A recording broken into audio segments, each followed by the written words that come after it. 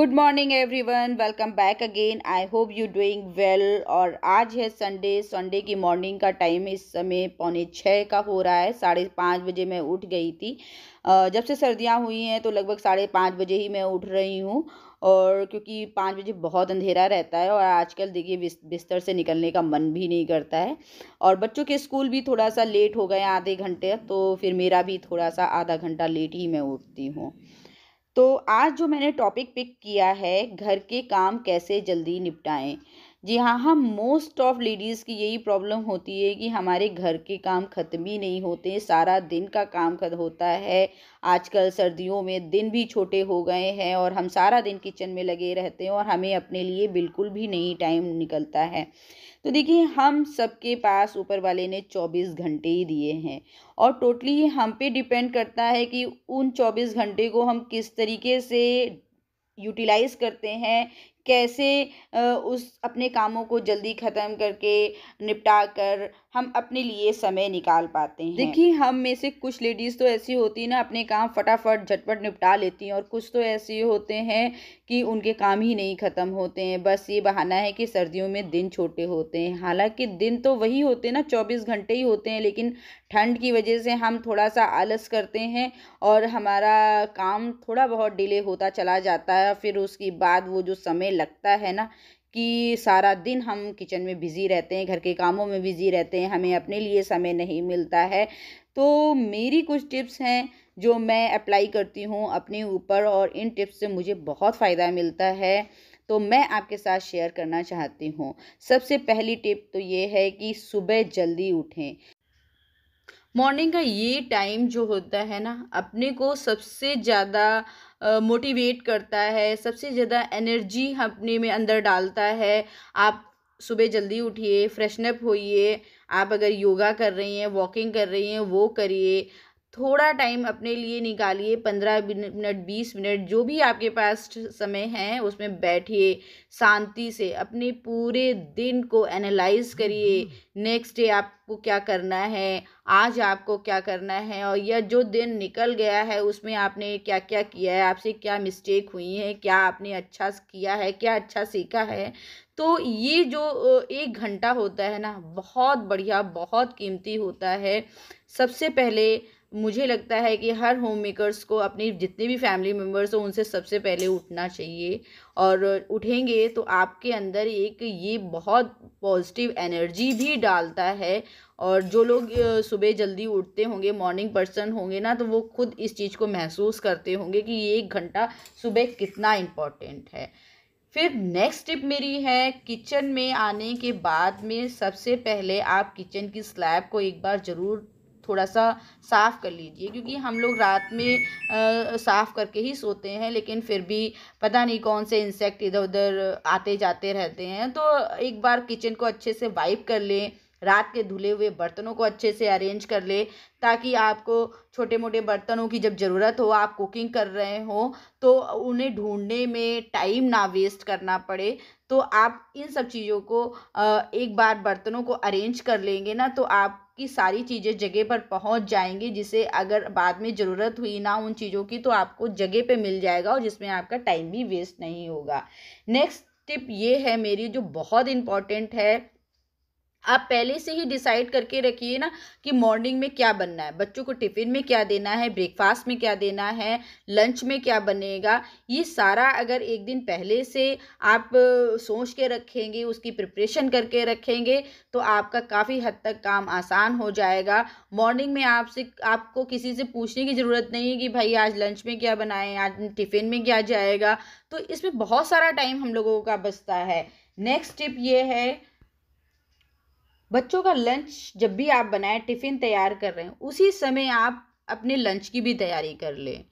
सब्जियां एक दिन पहले ही मैं कट करके रख लेती हूँ। शाम को जब भी मैं फ्री बैठती हूँ, टीवी देखती हूँ या बच्चों के साथ बातें करती हूँ, उसी समय जो भी मुझे 15-20 मिनट मिलता है उसमें मैं अपनी सब्जियां कट करके रख लेती हूँ, जो मुझे अगले दिन की लंच बनाने में, बच्चों का टिफ़िन बनाने में जो भी रिक्वायरमेंट रहेगा, जो भी मेरा मील प्लान रहेगा, उसी के हिसाब से मैं तैयारी करके रख लेती हूँ। दाल चावल अगर मुझे बनाना है तो मैं उसी समय जब बच्चों का टिफ़िन बनाती हूँ उसी समय सोख करके रख देती हूँ। आटा मैं एक साथ गूँध लेती हूँ, जो मेरा लंच में भी काम आ जाता है और डिनर के टाइम पे भी काम आ जाता है। फिर इतना काम करने के बाद में मैं सबसे पहले लगाती हूँ अपनी लॉन्ड्री। लॉन्ड्री रात में ही सेट करके रख लेती हूँ कि सुबह लगाना उसे इजी हो जाए। एक बार बस बटन दबाना होता है और लॉन्ड्री लगाने के बाद में मैं सीधे अपने क्लीनिंग प्रोसेस में चली जाती हूँ क्लीनिंग करने के लिए। मेरे पास कोई मेड नहीं है, पूरे घर की साफ सफाई बर्तन मैं खुद ही करती हूँ। तो लॉन्ड्री जब तक मेरी होगी तब तक मेरा क्लीनिंग फर्स्ट फ्लोर और ग्राउंड फ्लोर की क्लीनिंग भी हो जाती है। अच्छा, कुछ लेडीज़ों की आदत होती है ना कि बर्तन बहुत किचन में फैला देते हैं। उन्हें अगर एक रेसिपी बनानी हो तो वो 4 तरह के बर्तन फैले दिख रहे हैं। अगर पनीर बनाना है सपोज़ करो तो एक में उन्होंने पनीर फ्राई करा, एक में मसाला फ्राई करा, एक में बना रही हैं, तो बहुत ज़्यादा बर्तन फैलते हैं। तो कोशिश करें कम से कम बर्तन निकालें, कम से कम बर्तन फैलाएँ, क्योंकि बाद में तो देखो अपने को ही साफ़ करना है। तो वन पॉट कुकिंग का टेक्निक जो होती है वो अपनाएं। और जब भी हम अपने किसी भी बर्तन को, किसी भी कंटेनर को हाथ लगाते हैं तो तुरंत का तुरंत कपड़े से उसे अच्छे से वाइप करके ही अपने स्थान पे रखें, जिससे बर्तनों और कंटेनर में जो हार्ड स्टेन पड़ते हैं और फिर उसको हमें रगड़ रगड़ के साफ़ करना पड़ता है। पता चला ऐसे ही उठा के रख दिया, फिर उसको महीने 1 महीने 2 महीने बाद उसे रगड़ रगड़ के साफ़ कर रहे हैं।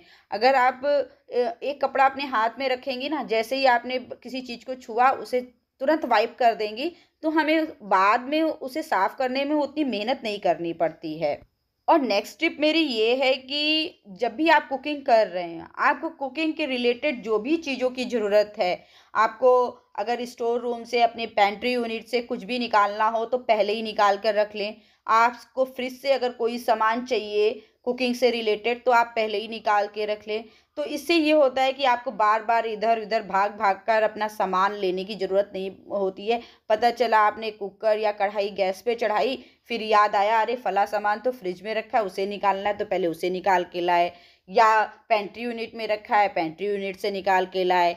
तो अगर आप सामान अपने आसपास ही रख लेंगे तो आपको इधर उधर भागने की ज़रूरत नहीं पड़ेगी और इसमें भी हम लोगों का काफ़ी टाइम बचता है। और नेक्स्ट टिप ये है कि जितना भी आपकी पॉकेट अलाउ करे उस हिसाब से अपने किचन में अप्लायंसेस को ज़रूर रखें।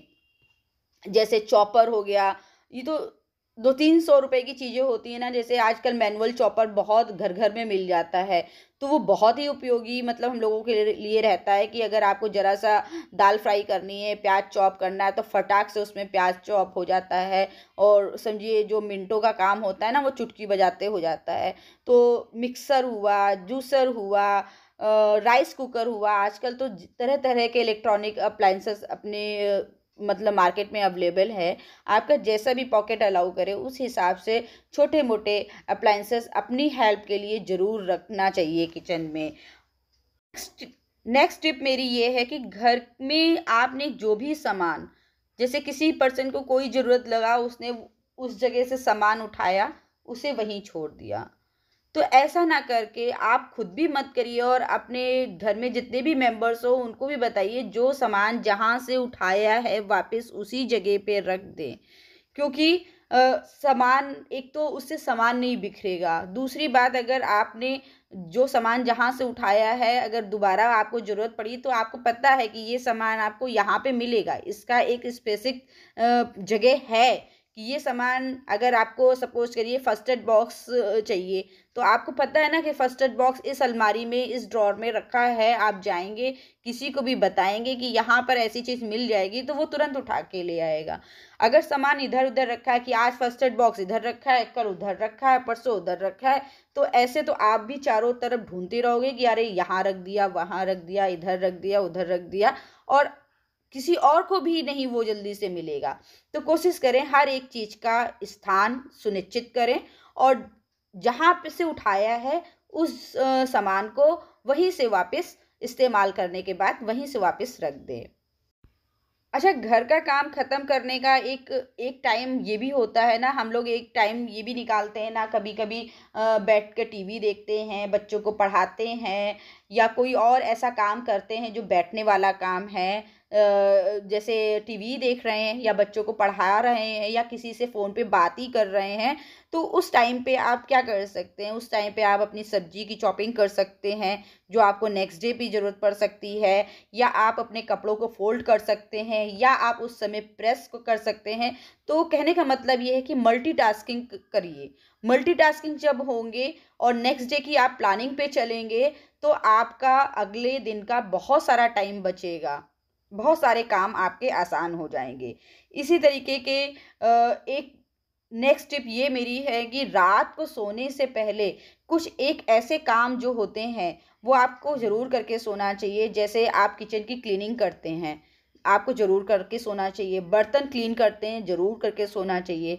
उसके साथ-साथ मैंने आजकल और स्टार्ट करा है कि अपने लिविंग एरिया, अपने डाइनिंग एरिया का भी को जब भी मैं सही कर देती हूँ। जैसे सोफ़े के कबर्ड, सारा दिन हम लोग उस पे बैठ के टीवी देखते हैं या फ़ोन चलाते हैं, तो कवर इधर-उधर हो जाते हैं। तो उसे अगर आप रात में ही सही से रख दें, अरेंज, तो बहुत सारा समय बचता है। टीवी के रिमोट हुए इधर-उधर फैले रहते हैं, उन्हें एक जगह पर रख दें, तो मॉर्निंग में जो ये सारा टाइम सामान इधर-इधर रखने का, अपनी जगह रखने का जो समय जाता है ना, तो वो सारा समय मॉर्निंग का बच जाता है। तो ये सारे काम मैं रात में ही करके सोती हूँ।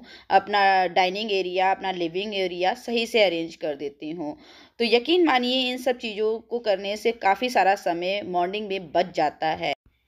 तो मेरी कुछ इन्हीं टिप्स से मेरा काम बहुत आसानी से जल्दी से निपट जाता है और होप सो आपको भी ये टिप्स पसंद आई होंगी। पसंद आई है तो प्लीज़ चैनल को लाइक करिए, सब्सक्राइब करिए।